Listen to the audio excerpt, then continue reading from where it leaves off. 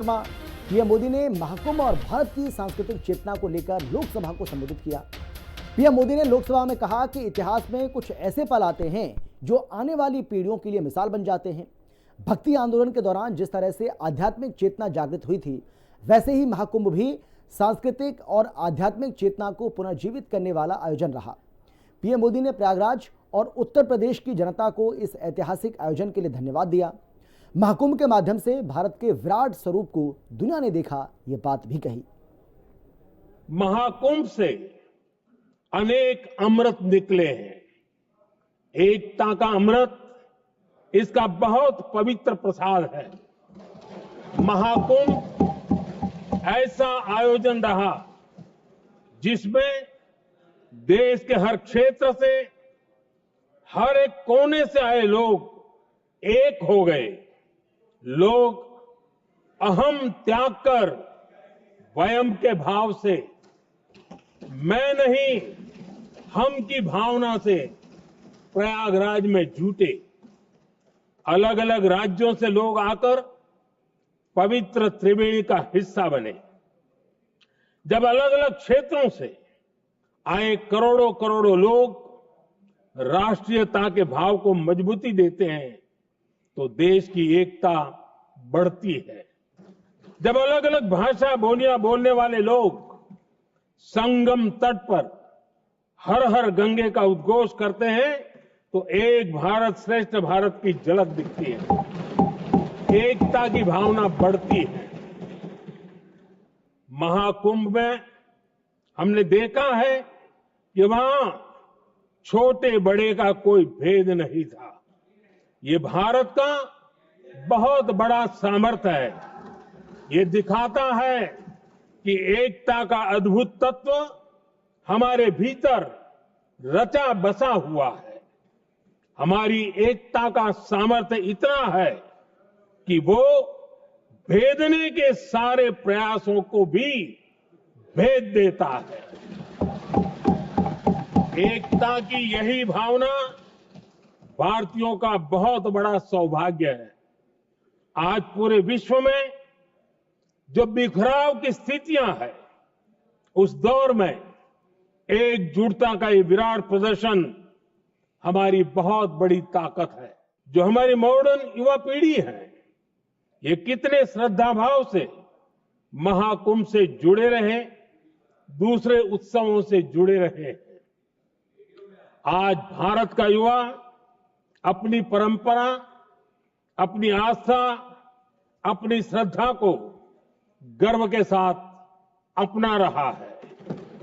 अध्यक्ष जी, जब एक समाज की भावनाओं में अपनी विरासत पर गर्व का भाव बढ़ता है तो हम ऐसी ही भव्य प्रेरक तस्वीरें देखते हैं जो हमने महाकुंभ के दौरान देखी। इससे आपसी भाईचारा बढ़ता है और यह आत्मविश्वास बढ़ता है कि एक देश के रूप में हम बड़े लक्ष्यों को प्राप्त कर सकते हैं। अपनी परंपराओं से, अपनी आस्था से, अपनी विरासत से जुड़ने की ये भावना आज के भारत की बहुत बड़ी पूंजी।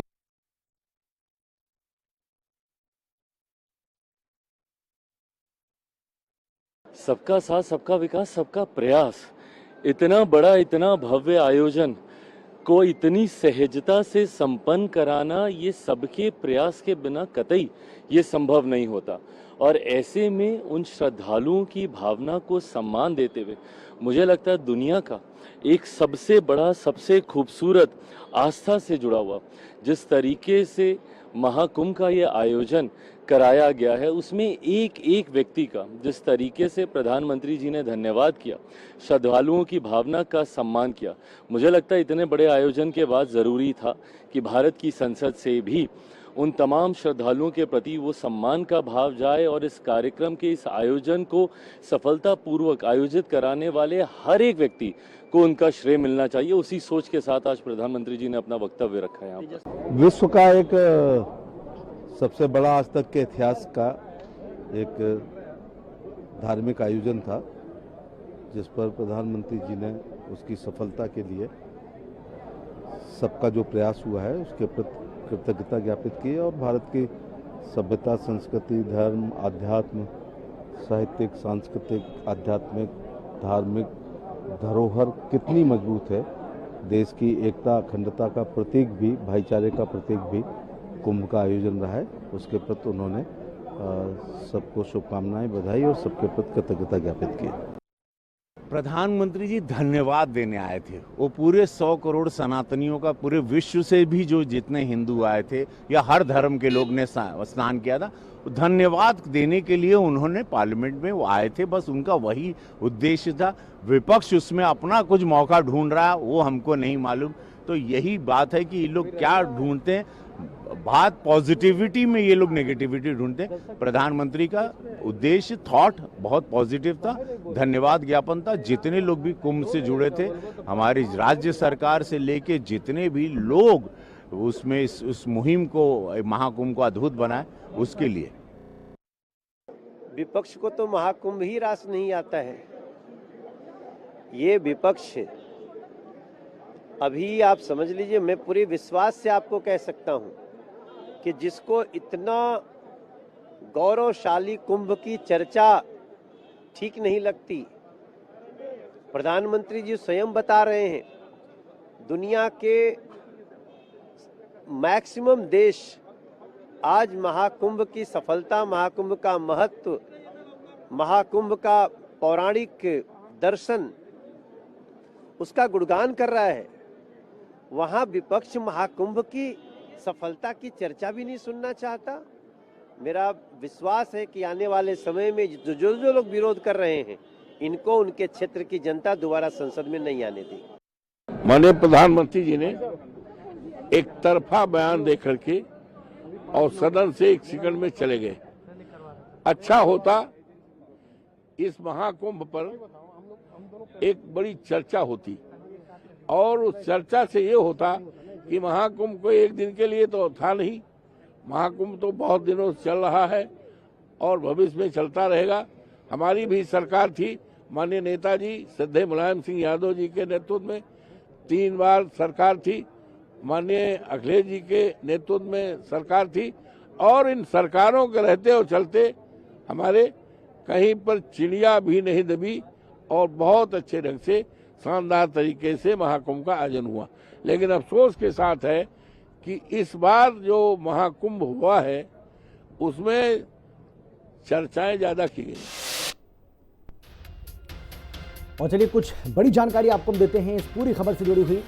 तो 2010 हरिद्वार कुंभ की बात करें तो 7+ करोड़ जो लोग हैं वो उसमें स्नान करने के लिए पहुंचे थे। 2013 की बात करें तो 12+ करोड़, 2019 में जो अर्धकुंभ लगा था प्रयागराज में उसमें 24+ करोड़, लेकिन 2025 में सारे जो आंकड़े हैं वो पिछले वाले वो ध्वस्त हो गए और उन सबको पार करते हुए 66 करोड़ से ज़्यादा जो लोग हैं उन्होंने पवित्र संगम में आस्था की डुबकी लगाई थी।